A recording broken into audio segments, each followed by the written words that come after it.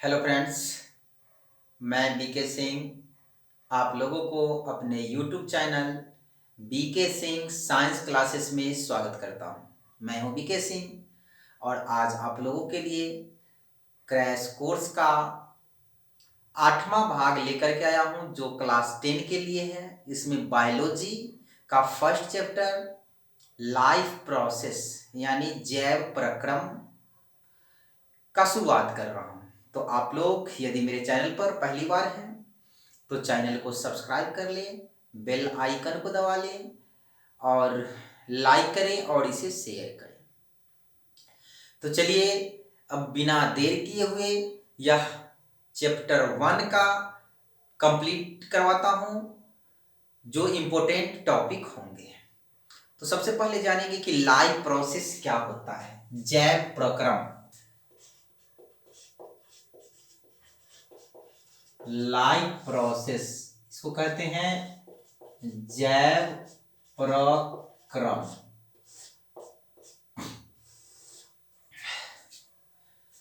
तो जैव प्रक्रम की परिभाषा आप लोग लिखेंगे, समझेंगे। जैव का मतलब होता है जीवन या जिसमें लाइफ होती है, सजीव को जैव बोलते हैं। और जीवन को जीने के लिए यानी जिंदा रहने के लिए जितने भी प्रक्रियाएं करते हैं जीव, उसे जैव प्रक्रम कहते हैं। पोषण, चलन, प्रजनन, श्वसन, ये सब जो है सो जैव प्रक्रम है। यानी जिंदा रहने के लिए भोजन भी जरूरी है, श्वसन भी जरूरी है, प्रजनन भी जरूरी है। तो ये सभी जो है जैव प्रक्रम कहलाएंगे। इसकी परिभाषा लिखेंगे। जीव जीवन यापन के लिए, जीवन यापन के लिए जितने भी प्रक्रियाएं करती हैं उसे जैव प्रक्रम कहते हैं, उसे जैव प्रक्रम कहते हैं। यानी जीव जितने भी प्रक्रिया करते हैं, श्वसन करता है जीवने के लिए, जनन करता है, प्रजनन करता है, ये सभी जैव प्रक्रम है। एग्जाम्पल में लिख देंगे पोषण, वृद्धि, प्रजनन, उत्सर्जन, etc। ये सब क्या है? जैव प्रक्रम है। ये सब जैव प्रक्रिया कहलाता है। अब देखिए, ये तो लाइफ प्रोसेस की बात है। अब इसमें सबसे पहला टॉपिक है आपका न्यूट्रिशन, पोषण।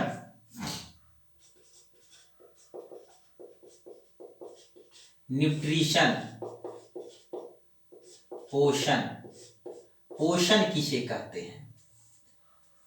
तो इसको अंग्रेजी में कहते हैं absorption of nutrient is called nutrition. यानी पोषक तत्वों को प्राप्त करने की प्रक्रिया को पोषण कहते हैं। तो ये पोषक तत्व क्या होता है? ये कार्बोहाइड्रेट, प्रोटीन, विटामिन होते हैं जो जटिल कार्बनिक और अकार्बनिक यौगिक होते हैं। भोजन के माध्यम से जीव इसी जटिल कार्बनिक और अकार्बनिक पदार्थ को प्राप्त करता है। चावल, रोटी के माध्यम से कार्बोहाइड्रेट, दाल के माध्यम से प्रोटीन, दूध, घी, तेल के माध्यम से वसा, विटामिन सब्जियों के माध्यम से प्राप्त करता है। तो वो हुआ न्यूट्रिएंट्स। तो न्यूट्रिएंट्स को प्राप्त करने के लिए जीव भोजन को खाता है। यही प्रक्रिया पोषण कहलाता है। तो पोषण की परिभाषा लिखेंगे। पोषण की परिभाषा लिखेंगे, जीव पोषक तत्वों को पोषक तत्वों को प्राप्त करने के लिए जीव भोजन को खाता है, इसे पोषण कहते हैं।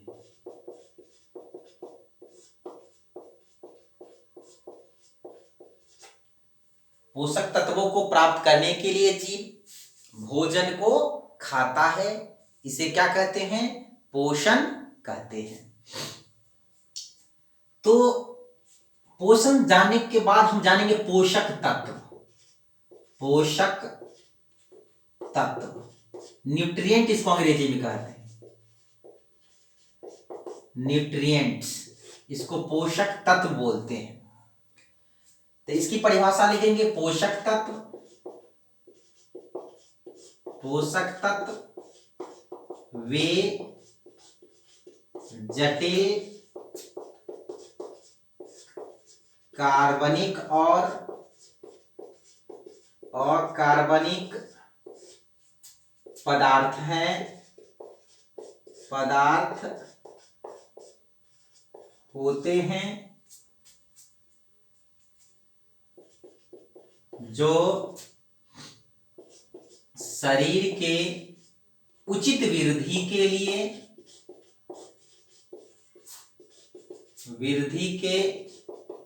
लिए आवश्यक होता है। एग्जाम्पल में लिखेंगे, carbohydrate, carbohydrates, protein, vitamins, minerals, fat, ये सब जो है सो क्या है? पोषक तत्व है। इसी को ग्रहण करने के लिए भोजन को खाया जाता है। तो भोजन खाने की प्रक्रिया को कहते हैं पोषण। और पोषण में हम लोग यही कार्बोहाइड्रेट, प्रोटीन को खाते हैं, एब्जॉर्ब करते हैं, और बाद बाकी फिर को हम उसको उत्सर्जन कर देते हैं। दाल खाते हैं, प्रोटीन प्राप्त होता है, हमारा बॉडी प्रोटीन को एब्जॉर्ब कर लेता है और शेष चीज को अपशिष्ट के रूप में उत्सर्जन कर देता है। तो चलिए, पोषक तत्व समझ लिए, पोषण समझ लिए। अब हम जानेंगे कि पोषण के प्रकार, पोषण के प्रकार, पोषण के प्रकार, टाइप्स ऑफ पोषण, types of nutrition, types of nutrition, पोषण के प्रकार। तो अब समझेंगे कि पोषण मुख्यतः दो प्रकार के होते हैं। पोषण दो प्रकार के होते हैं। पोषण यानी भोजन ग्रहण करने की विधि को ही तो पोषण कहते हैं ना।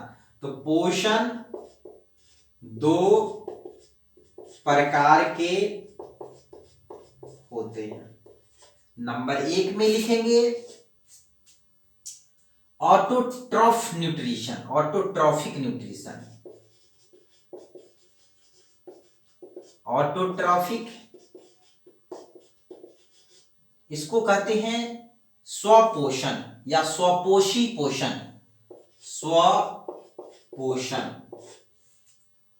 और दूसरा है हेटेरो,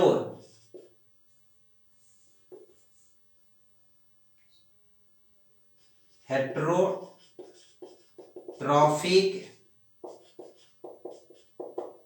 न्यूट्रिशन, इसको कहा जाता है परपोषण। पहला है ऑटोट्रॉफिक न्यूट्रिशन, दूसरा है हेटेरोट्रॉफिक न्यूट्रिशन। ऑटोट्रॉफिक का मतलब क्या होता है तो वो हम जानेंगे पहले। ऑटो का मतलब होता है self dependent, self dependent. Auto means क्या होता है? Self dependent. और न्यूट्रिशन का मतलब तो जानते ही हैं, पोषण।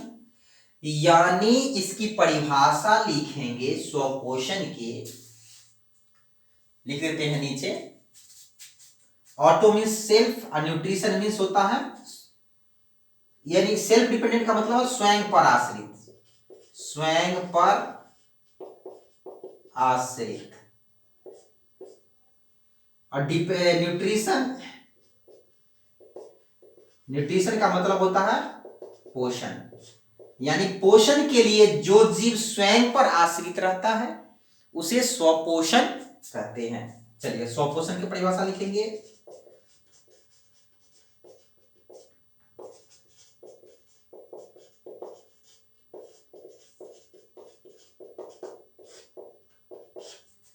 परिभाषा में लिखेंगे पोषण की वह प्रक्रिया,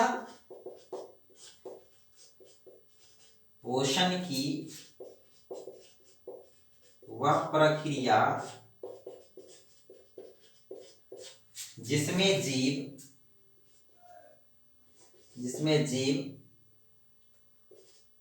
भोजन के लिए स्वयं पर आश्रित रहता है,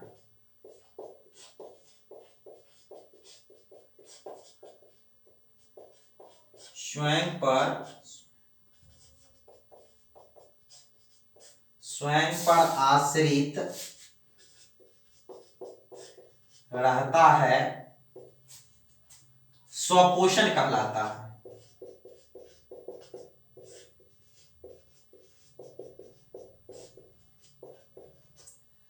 पोषण की वह प्रक्रिया जिसमें जीव भोजन के लिए स्वयं पर आश्रित रहता है उसे स्वपोषण कहते हैं। और ऐसे जीव स्वपोषी कहलाते हैं, ऐसे जीव स्वपोषी कहलाते हैं। एग्जाम्पल में लिखेंगे सभी हरे पेड़ पौधे, सभी हरे पेड़ पौधे स्वपोषी होते हैं।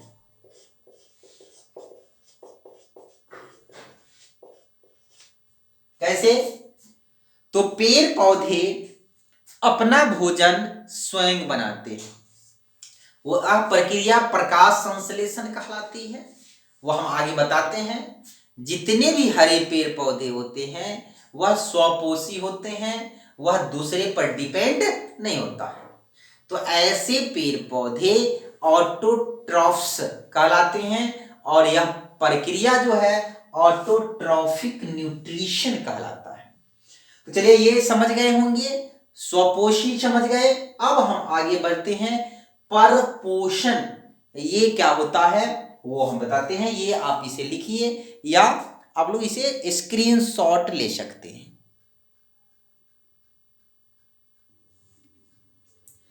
चलिए अब हम जानते हैं कि हेटेरोट्रॉफिक न्यूट्रिशन क्या है। हेटेरोट्रॉफिक न्यूट्रिशन,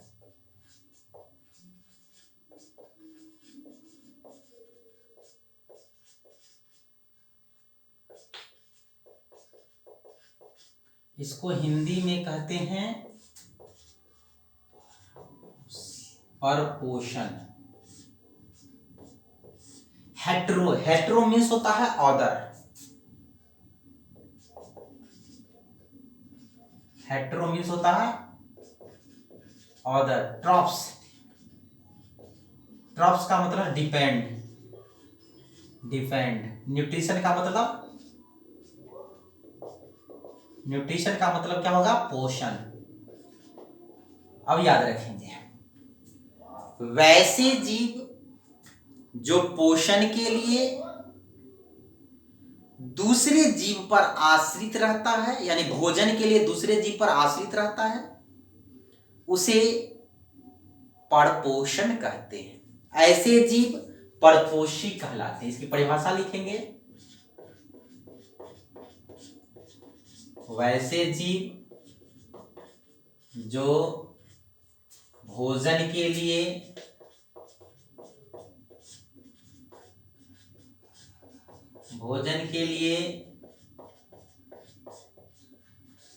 दूसरे जीवों पर आश्रित रहता है, आश्रित रहता है, उसे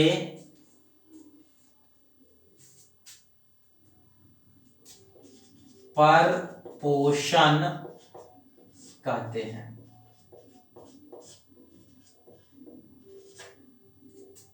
ऐसे जीव परपोषी कहलाता है,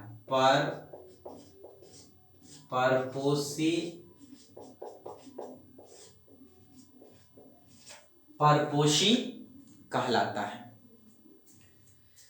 यानी ये प्रक्रिया जो हो गई वह परपोषण हो गया, और ये जो जीव हो गए वह परपोषी हो गए। यानी हम लोग परपोषी हैं, हम लोग अपना भोजन खुद तैयार नहीं कर सकते हैं। हम लोग जो हैं वह पेड़ पौधे ये इस पर डिपेंड, जानवर पर डिपेंड रहते हैं कि गाय दूध देगी तो खाएंगे, फल लगेगा तो खाएंगे, गेहूं धान उपजेगा तो खाएंगे। तो यानी हम लोग क्या हैं, दूसरे पर डिपेंड रहने वाले। तो हम लोग जो हो गए वह परपोषी हो गई, और हम लोगों में जो प्रक्रिया होता है यह क्या होता है, परपोषण की प्रक्रिया होती है। तो चलिए अब हम आगे की ओर बढ़ते हैं और इसका प्रकार जानते हैं, परपोषण के प्रकार।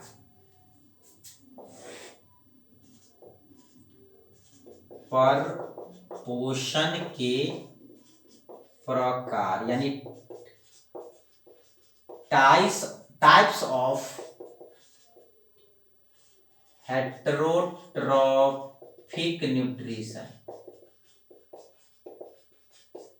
Types of heterotrophic nutrition. तो परपोषण जो दूसरे पर डिपेंड रहते हैं यह कई प्रकार के होते हैं। 3-4 का मैं वर्णन करवाऊंगा।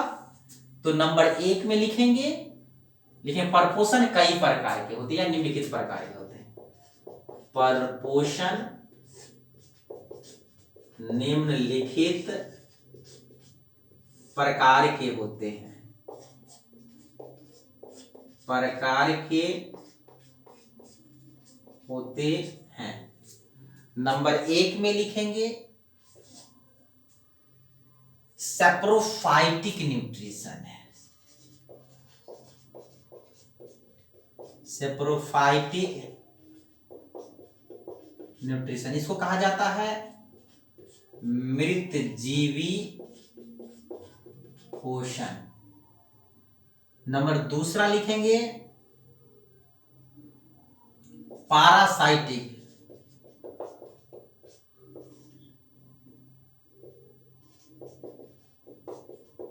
Parasitic nutrition. इसको कहते हैं परजीवी पोषण। नंबर 3 में लिखेंगे होलोजोइक न्यूट्रिशन है,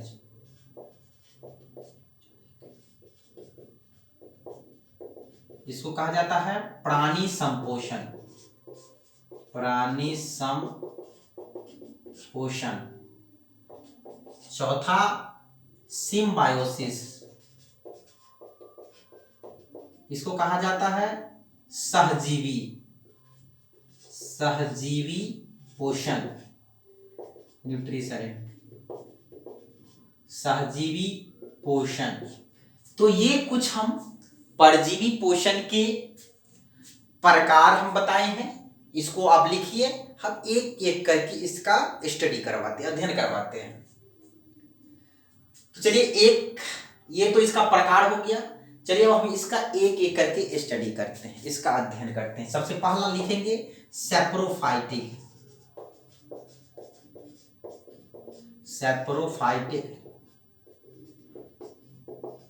सैप्रोफाइटिक न्यूट्रिशन। इसको कहते हैं मृत जीवी पोषण, मृत जीवी पोषण। देखिए मृत जीवी का मतलब क्या होता है, मरा हुआ चीज, सड़ा हुआ चीज। तो इसकी परिभाषा होती है ऐसे जीव जो सड़े गले मृत पदार्थों से अपना पोषण प्राप्त करता है उसे मृत जीवी पोषण कहते हैं और ऐसे जीव मृत जीवी कहलाते हैं। फिर से हम लिख देते हैं, ऐसे जीव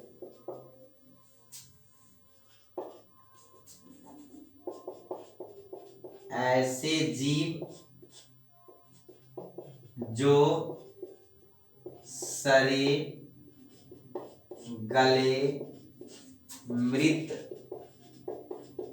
पदार्थों से अपना भोजन प्राप्त करता है,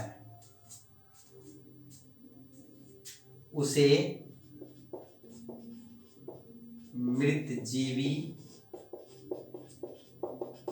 पोषण कहते हैं। ऐसे जीव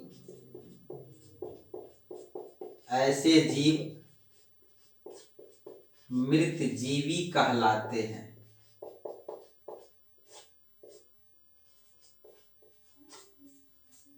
फिर से मिलाएंगे, ऐसे जीव जो सड़े गले मृत पदार्थों पर उगते हैं और उससे अपना पोषण यानी भोजन लेते हैं या उसी को खाते हैं, तो उसी को क्या कहते हैं? मृत जीवी कहते हैं। जैसे में लिखेंगे कवक, गोबर छत्ता देखे हैं, यह मृत जीवी होता है, वह पौधा होता है। जैसे में एग्जाम्पल में लिखेंगे गोबर छत्ता जिसको मशरूम कहते हैं, गोबर छत्ता, कवक, जीवाणु, प्रोटोजोआ, ये सब क्या है? सड़े गले मृत पदार्थों पर उगने वाला चीज है और उसी में जो जटिल यौगिक होते हैं उसको विघटित करके अपना पोषण प्राप्त करता है। तो ये जीव कहलाएंगे मृत जीवी। समझे? याद रखेंगे, जो सड़े गले चीजों पर उगते हैं वो जीव कहलाएंगे मृत जीवी और यह प्रक्रिया कहलाएगा मृत जीवी पोषण। चलिए दूसरा बताते हैं। अब दूसरा है पारासाइटिक न्यूट्रिशन।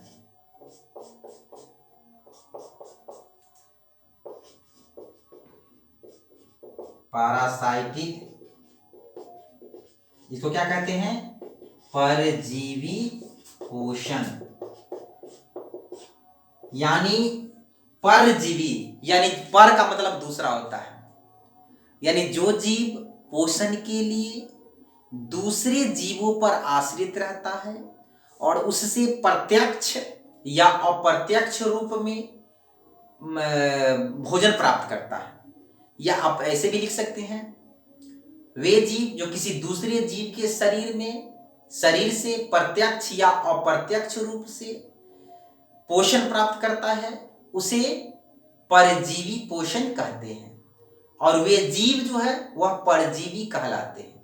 जैसे मक्खी, मच्छर, जू, ये सब जो है, खटमल, ये सब जो है से परजीवी है। वह अस्थायी या अस्थायी रूप से रहकर जो है से भोजन प्राप्त करता है और इसमें दूसरे का हमेशा हानि ही पहुंचाता है, लाभ नहीं। वैसे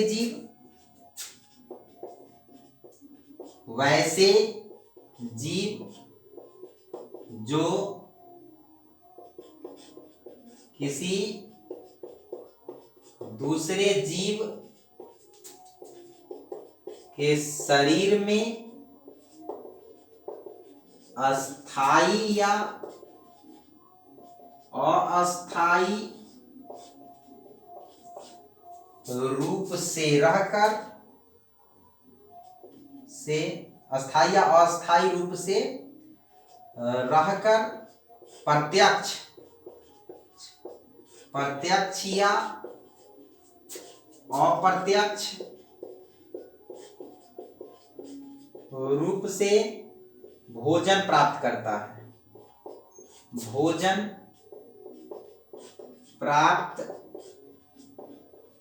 है, उसे परजीवी पोषण कहते हैं। परजीवी पोषण कहते हैं उसे परजीवी पोषण कहते हैं। ऐसे जीव परजीवी कहलाता है।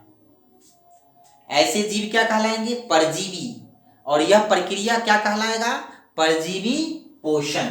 एग्जाम्पल में लिख देते हैं, जू, खटमल, मक्खी, मच्छर। जू, खटमल, मक्खी, मच्छर ईटीसी, ये सब क्या है? परजीवी है, जिसमें हमेशा एक को नुकसान और एक को फायदा नहीं होता। हमेशा इसका फायदा होगा और अगले का नुकसान होगा। चलिए अगला है, तीसरा है आपका होलोजोइक न्यूट्रिशन है। होलोजोइक न्यूट्रिशन, इसको कहते हैं हिंदी में प्राणी संपोषण। प्राणी संपोषण लिखेंगे, यानी ऐसे जीव, यानी पोषण की वह प्रक्रिया जिसमें कोई जीव किसी जंतु या पौधे पर पूर्ण रूप से आश्रित रहता है और उससे ठोस या तरल रूप में भोजन प्राप्त करता है। ऐसी प्रक्रिया प्राणी संपोषण कहलाता है और ऐसे जीव प्राणी संपोषी कहलाएंगे। चलिए हम लिख देते हैं इसका परिभाषा। ऐसे जीव वैसे जीव जिसमें, वैसे जीव जिसमें, वैसे नहीं ऐसे लिखेंगे, हाँ, वैसे जीव जो पोषण के लिए, वैसे जीव जो पोषण के लिए किसी पौधे या जंतु पर, पौधे या जंतु पर पूर्ण रूप से आश्रित रहते हैं, आश्रित रहते हैं और उससे ठोस या तरल रूप में भोजन प्राप्त करते हैं, भोजन प्राप्त करते हैं, उसे प्राणी संपोषण कहते हैं।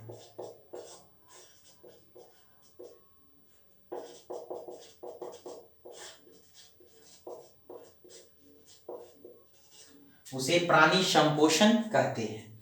और ऐसे जीव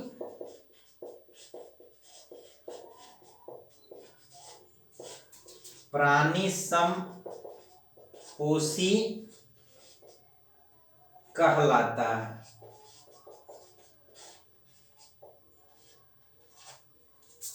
यानी ऐसे जीव प्राणी संपोषी कहलाएगा और यह प्रक्रिया जो है सो प्राणी संपोषण कहलाएगा। एग्जाम्पल में लिखेंगे, मेढक पूर्ण रूप से कीड़ा मकोड़ा पर आश्रित रहता है। गाय, अरे मनुष्य, तो मनुष्य, ये सब जो है सो क्या है? प्राणी संपोषण का उदाहरण है। ये सब जीव प्राणी संपोषी कहलाएंगे और ये प्रक्रिया जो है वह प्राणी संपोषण कहलाएगा। आप इसे उतारिए या स्क्रीनशॉट लीजिए। इसके बाद हम आगे बताते हैं अगला, सिम्बायोसिस यानी सहजीवी पोषण क्या है।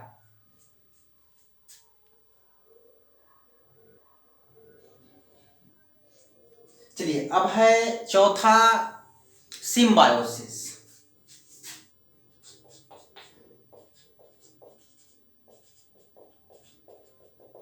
इसको कहा जाता है सहजीवी पोषण। देखिए, सहजीवी पोषण कहते हैं पोषण की वह प्रक्रिया जिसमें जीव एक दूसरे पर आश्रित रहते हैं, यानी जिसमें जीव को दोनों जीवों को लाभ होता है। इससे पहले पोषण की 3 प्रक्रिया हम बताएं, परजीवी पोषण, परपोषण के, उसमें एक ही जीव का लाभ होता है। हम आम खाते हैं तो मुझे लाभ होता है, आम को कोई लाभ नहीं होता है।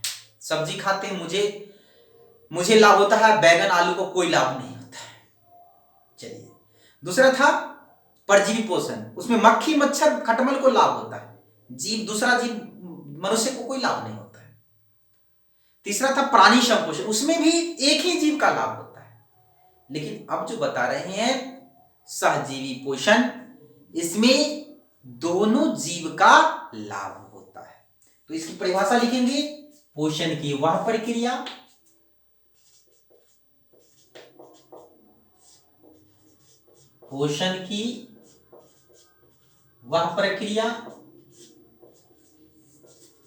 जिसमें दोनों जीव एक दूसरे पर आश्रित रहते हैं,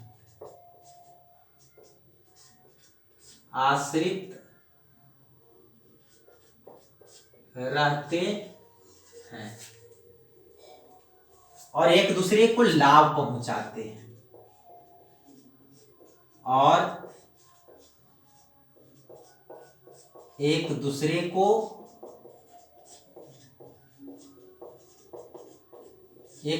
लाभ पहुंचाते हैं। इसे सहजीवी पोषण कहते हैं। यह प्रक्रिया सहजीवी पोषण कहलाता है। ऐसे जीव सहजीवी कहलाते हैं,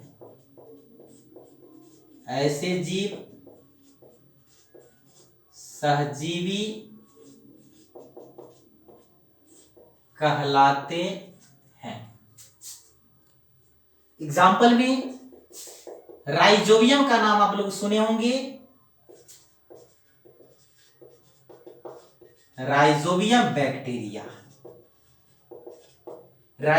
बैक्टीरिया जो होता है वह दलहनी पौधा के जड़ों में पाया जाता है। यह नाइट्रोजन का फिक्सेशन करता है, स्थिरीकरण करता है।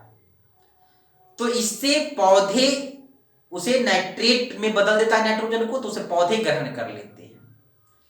तो इसमें 2 फायदा हुआ कि बैक्टीरिया को भी उसके साथ रहने पर जो है भोजन मिल गया, और पौधा को भी फायदा हो गया कि वह नाइट्रोजन फिक्सेशन किया, नाइट्रोजन को नाइट्रेट में बदला, तो उसे पौधा भी ले लिया।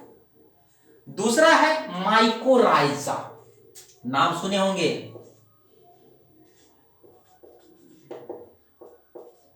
माइकोराइजा जो होता है वह उच्च वर्गीय पौधा और कवक के बीच सहजीवी संबंध होता है।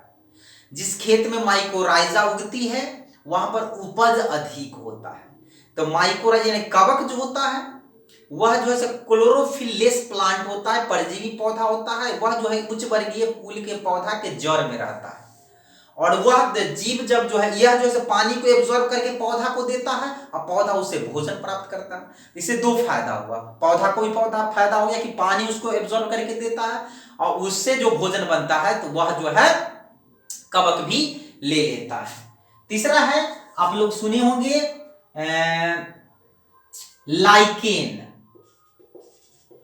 लाइकेन का नाम सुने होंगे।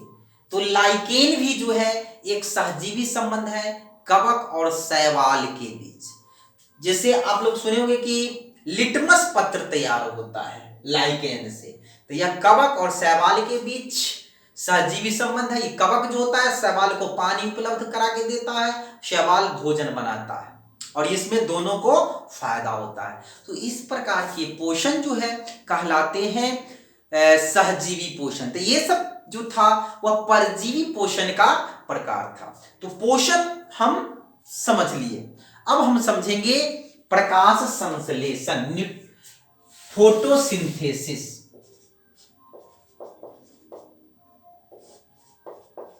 प्रकाश संश्लेषण, इसको अंग्रेजी में कहते हैं फोटोसिंथेसिस। फोटोसिंथेसिस। प्रकाश संश्लेषण क्या है? तो प्रकाश संश्लेषण एक प्रक्रिया है जो हरे पेड़ पौधे में होती है। तो इसमें होता क्या है, हरे पेड़ पौधे की पत्तियां जो होती है, पत्तियां आप लोग देखे ही हैं, पौधे की ये है पत्तियां, और ये पौधे की ये पत्तियां जो होती है वह स्टेम से जुड़ा होता है। तो पौधे की पत्तियां जो होती है वह हरे रंग की होती है, और यह इसमें कुछ पोर्स होते हैं जिसको हम एस्टोमेटा कहते हैं, और यह वायुमंडल से वह जो है सो क्या करता है, CO2 को ग्रहण करता है, या वायुमंडल से कार्बन डाइऑक्साइड को ग्रहण करता है, और सनलाइट इस पर जब पड़ती है, सनलाइट इस पर पड़ती है, और इसमें जो होता है हरा रंग होता है जो क्लोरोफिल होता है, क्लोरोफिल होता है। पौधे की जड़ी जो है वह नीचे से H2O को एब्जॉर्ब करके पत्तियां में पहुंचाता है। H2O CO2 ये दोनों जो है वह क्या होता है, रिएक्ट करता है क्लोरोफिल की उपस्थिति में सनलाइट द्वारा, तो यह बनाता है कार्बोहाइड्रेट। ये क्या बनाता है, C6H12O6, ये है कार्बोहाइड्रेट, कार्बोहाइड्रेट्स बनाता है। यह ग्लूकोज कहलाता है, कार्बोहाइड्रेट का स्मॉलेस्ट यूनिट होता है। तो यही प्रक्रिया कहलाता है प्रकाश संश्लेषण। समझे? तो आप लोग जानते ही हैं कि प्रकाश संश्लेषण द्वारा पौधे भोजन तैयार करते हैं। तो चलिए इसकी परिभाषा लिख देते हैं, यहां से लिखते हैं, प्रकाश संश्लेषण वह प्रक्रिया है,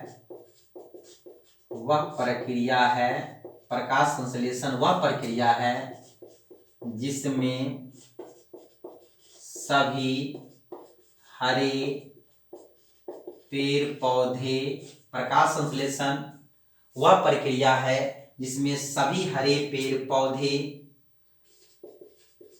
वायुमंडल से CO2 जल द्वारा H2O ग्रहण करता है, ग्रहण करता है, और सूर्य के प्रकाश की उपस्थिति में, सूर्य के प्रकाश की उपस्थिति में क्लोरोफिल द्वारा कार्बोहाइड्रेट्स का निर्माण करता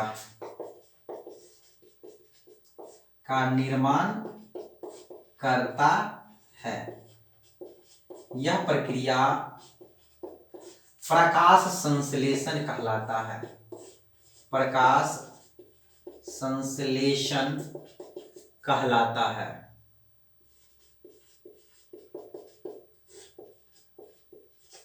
यह प्रक्रिया क्या कहलाता है, प्रकाश संश्लेषण। फिर से लिखेंगे, मिला लेंगे कि वह प्रकाश संश्लेषण वह प्रक्रिया है जिसमें सभी हरे पेड़ पौधे जो है वायुमंडल से कार्बन डाइऑक्साइड को ग्रहण करते हैं। वायुमंडल से क्या ग्रहण करते हैं, कार्बन डाइऑक्साइड, और जल द्वारा क्या ग्रहण करते हैं, H2O, और यह किसकी उपस्थिति में, सनलाइट की उपस्थिति में क्लोरोफिल द्वारा ये क्या बनाते हैं, कार्बोहाइड्रेट C6H12O6, इसका नाम है glucose. Glucose, fructose, galactose, maltose, ये सभी क्या है, कार्बोहाइड्रेट्स ही हैं। कार्बोहाइड्रेट्स एक कॉम्प्लेक्स कंपाउंड है, उसका सबसे स्मॉलेस्ट यूनिट ये है। अब देखिए प्रकाश संश्लेषण की क्रिया में भोजन तैयार होता है, तो इसमें जो है यह ऑक्सीजन गैस भी बनती है। यह क्या है, ऑक्सीजन गैस भी बनती है, और ये जल भी जो है वह निकलती है वाष्प के रूप में। यह एक रासायनिक समीकरण भी हो गया, और यह एक प्रकाश संश्लेषी अभिक्रिया है, प्रकाश रासायनिक अभिक्रिया का भी उदाहरण है यह। इसको समीकरण को क्या करेंगे, संतुलन करेंगे। क्या करेंगे, संतुलन कर दीजिए। 6 दूनी 12, 6 संतुलन है 6 12, 6 दूना 12। चलिए संतुलन हो गया होगा। तो ये प्रकाश संश्लेषण का अब ये समीकरण है, इसे आप उतारिए, परीक्षा में बार बार पूछी जाती है। तो चलिए प्रकाश संश्लेषण भी हम लोग अब सीख लिए। अब जानना है कि प्रकाश संश्लेषण के लिए कौन कौन से कच्चे सामग्री की आवश्यकता होती है। तो लिखेंगे टॉपिक, क्वेश्चन लिखेंगे, प्रकाश संश्लेषण के लिए कौन कौन से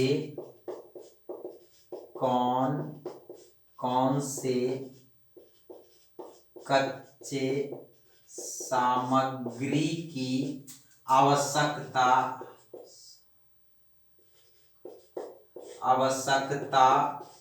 होती है।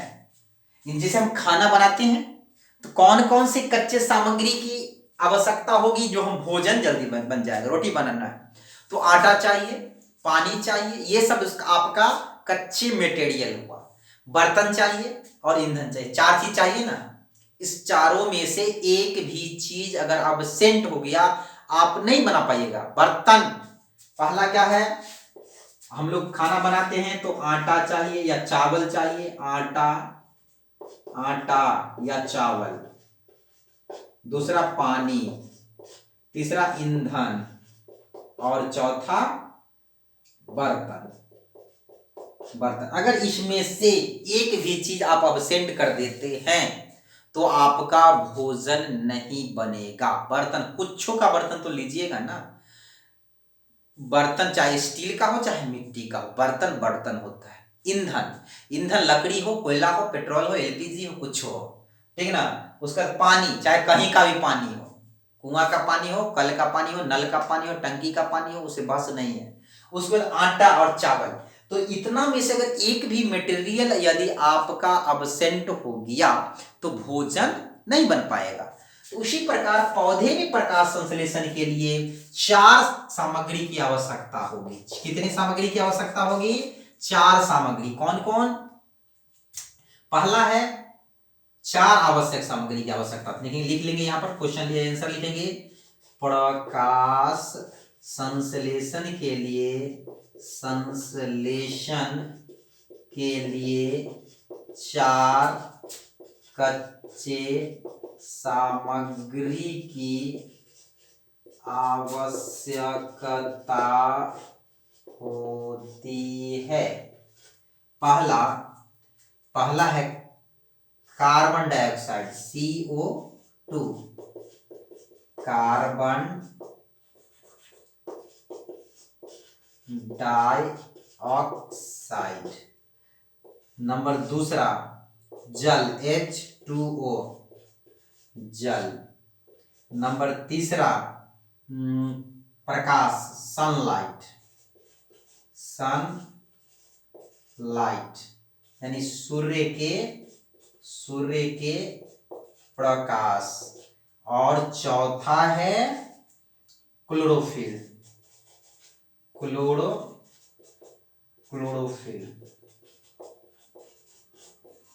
ये क्लोरोफिल, यानी इसमें से अगर एक भी मटेरियल यदि अनुपस्थित हो जाता है, अब्सेंट हो जाता है, तो आपका ये प्रकाश संश्लेषण नहीं होगी। कैसे? देखिए, रात्रि में प्रकाश संश्लेषण की क्रिया नहीं होगी, क्योंकि रात्रि में तो जल भी उपस्थित रहेगा, कार्बन डाइऑक्साइड भी होगा ही, क्लोरोफिल भी पौधे के पास होता है, लेकिन क्या होता है, सनलाइट नहीं होती है, जिसके कारण रात्रि में प्रकाश संश्लेषण की क्रिया नहीं होती है। तो चलिए ये आप उतार लीजिए, यह बहुत ही इंपॉर्टेंट क्वेश्चन है परीक्षा की दृष्टि से। यह हमारा वीडियो पहला वीडियो हम बनाए हैं। ये वीडियो आप लोगों को कैसा लगा आप लोग कमेंट में जरूर बताएंगे। अगर आप लोग मेरा चैनल को पहली बार देख रहे हैं तो चैनल को सब्सक्राइब कर लेंगे, बेल आइकन को दबा देंगे, वीडियो को लाइक करेंगे, शेयर करेंगे, तो हम आपके हमेशा उज्जवल भविष्य की कामना करता रहूंगा। तो चलिए इसके साथ ही हम ये वीडियो को अब खत्म करना चाहेंगे, क्योंकि टाइम भी अधिक हो गया है, आप लोगों को भूख भी लग ही गया होगा। तो चलिए वीडियो को खत्म करते हैं, हम फिर शाम 7 बजे और सुबह 7 बजे मिलते हैं। जय हिंद, जय भारत, स्वस्थ रहें और मस्त रहें।